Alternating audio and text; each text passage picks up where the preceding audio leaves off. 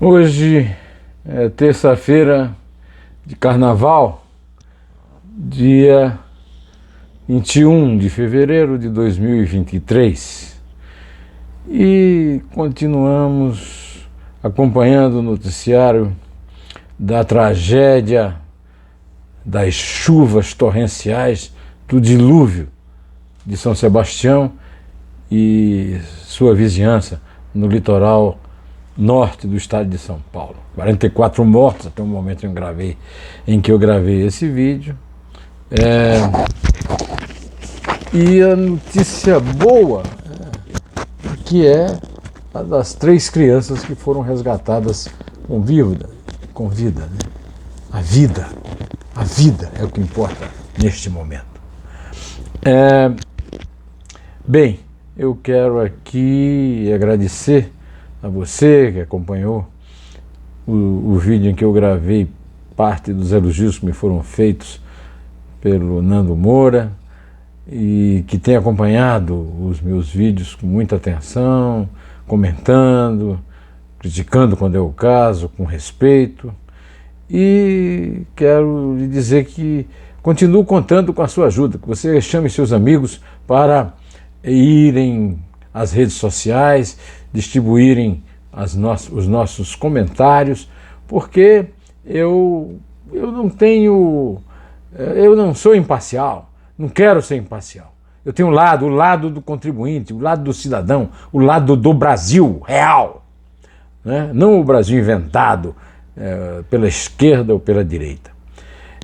Eu tenho outros assuntos a tratar, como a vitória da Mocidade Alegre, conquistando o 11º título do Carnaval de São Paulo, a tragédia da pequena Maria Eduarda Afonso, de 11 anos, morta na semana passada. O pai está preso, tido como autor do crime, é uma coisa de cortar o coração.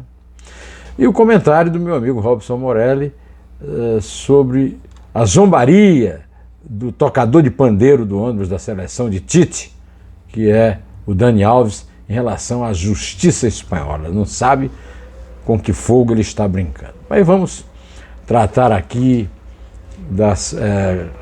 todo o conjunto de fatos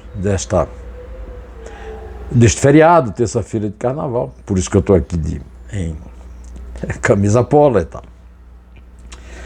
Até a hora que eu gravei aqui esse vídeo, havia 44 mortos no litoral paulista e 3 crianças foram resgatadas com vida, para a nossa alegria, para a nossa esperança, para uma luz que sai no meio dos escombros, da lama e das pedras que rolam de cima da Serra do Mar, nas praias do litoral norte de São Paulo.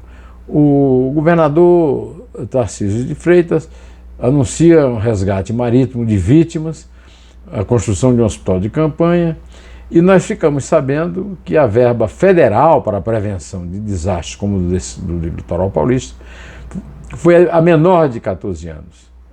A notícia dada nos jornais é que o governo Bolsonaro destinou só R$25 mil para desastres este ano.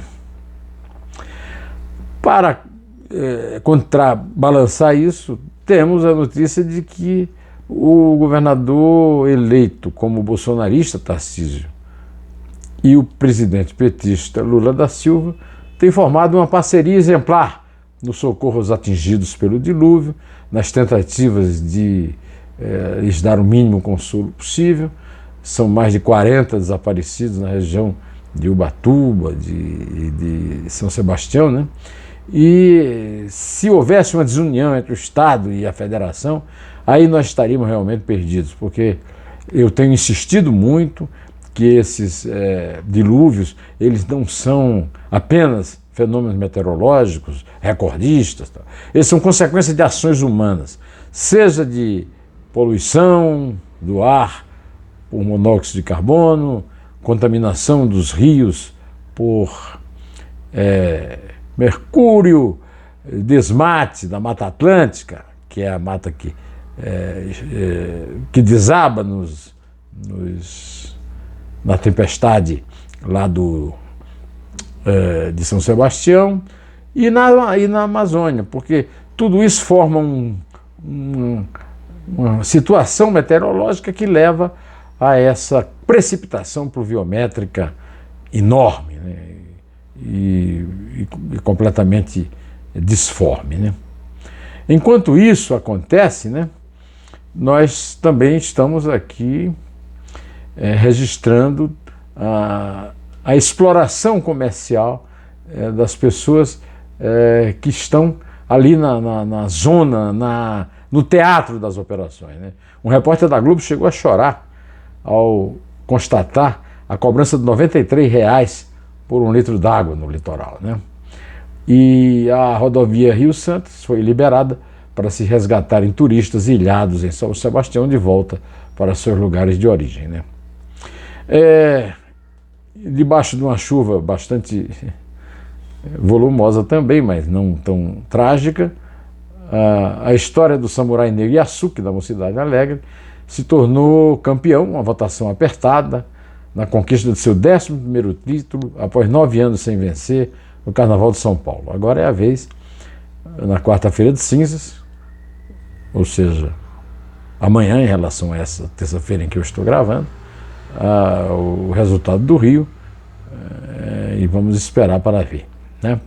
Agora, enquanto o Brasil está aí repetindo a imagem do dilúvio universal, que Deus avisou a Noé e pediu que preparasse uma arca para levar os casais de animais da face da terra até a sua aterragem, né, ao seu encalhe no Morro de Ararat, que à época era da Armênia e hoje fica em território turco, foi conquistado pelo Império Otomano.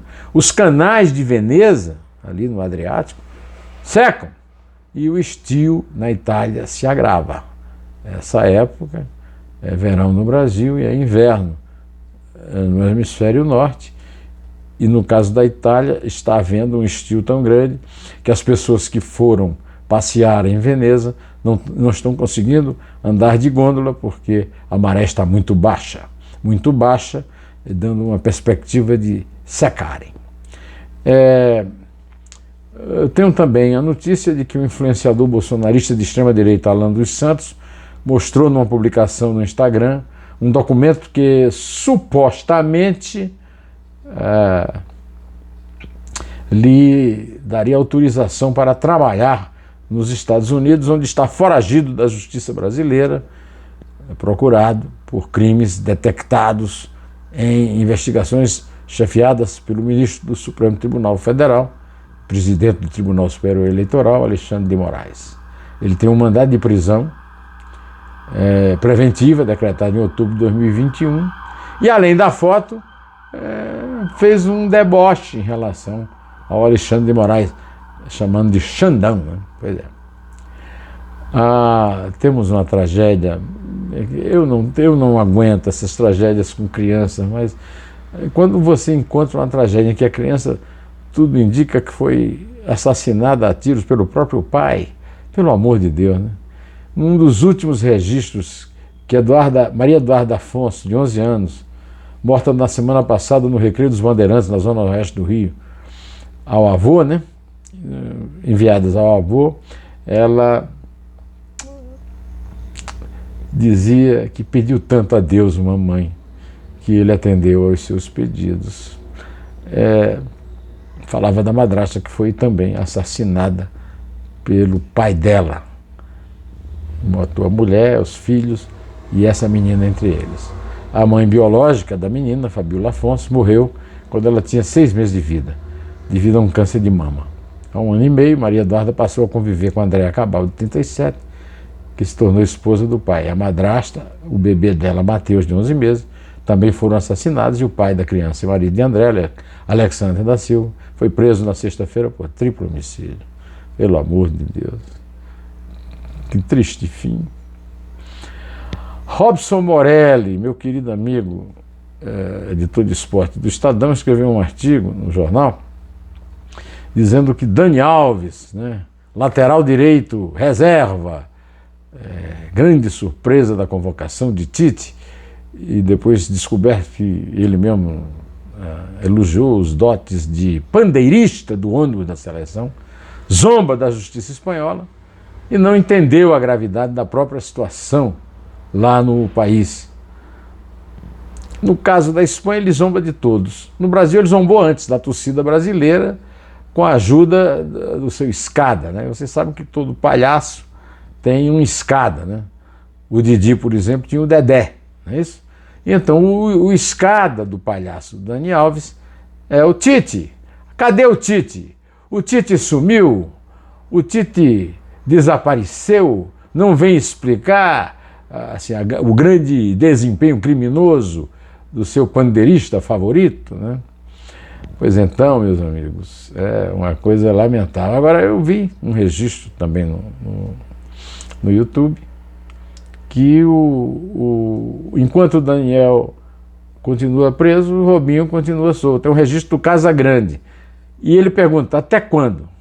Na verdade, meus amigos, o Brasil, infelizmente, sempre foi ponto de fugas de bandido, desde os nazistas, após a derrota de Hitler na Segunda Guerra Mundial.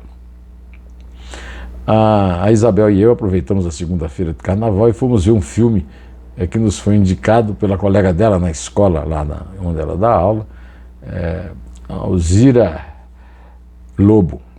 É um filme chamado Tar. É uma história fictícia de uma maestrina, Lydia Tarr, interpretada de forma magistral por Cate Blanchett, num trabalho do roteirista e diretor Todd Field. O filme todo gira em torno da obsessão dela por Mahler,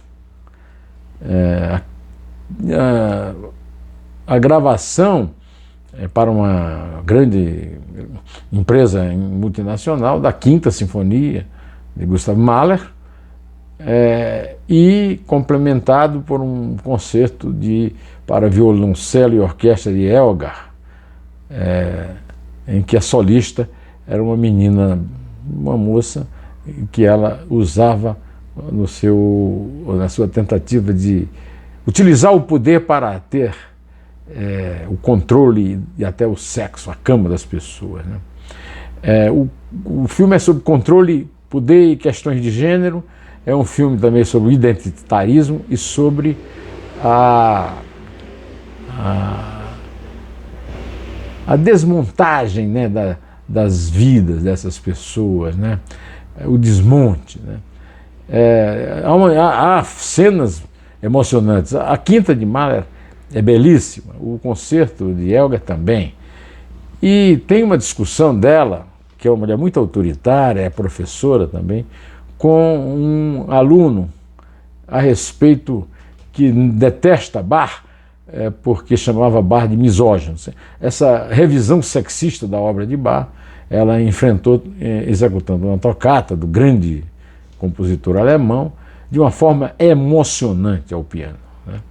O filme concorre ao Oscar por montagem, fotografia, roteiro original, direção de filme e, sobretudo, com muita chance de atriz. É um trabalho. Seria o terceiro Oscar de Cate Blanchett. E olha, nós, Isabel e eu, achamos que ela é merecedora. Eu aqui ainda no finzinho do carnaval sugiro que você veja o Neumann entrevista Mércio Gomes, ex-presidente da FUNAI, indigenista conhecido, ligado ao Darcy Ribeiro, e que ele disse no Neumann entrevista que a tribo Yanomami, o povo Yanomami foi contagiado mesmo por doença de garimpeiros, mas ele acha que não a ponto de chegar a ser uma ameaça de extinção, né? Houve a poluição dos rios pelo mercúrio, é uma coisa grave, devia ter sido punida pelo Estado brasileiro, mas isso não pode levar a uma extinção e, portanto, desculpe, a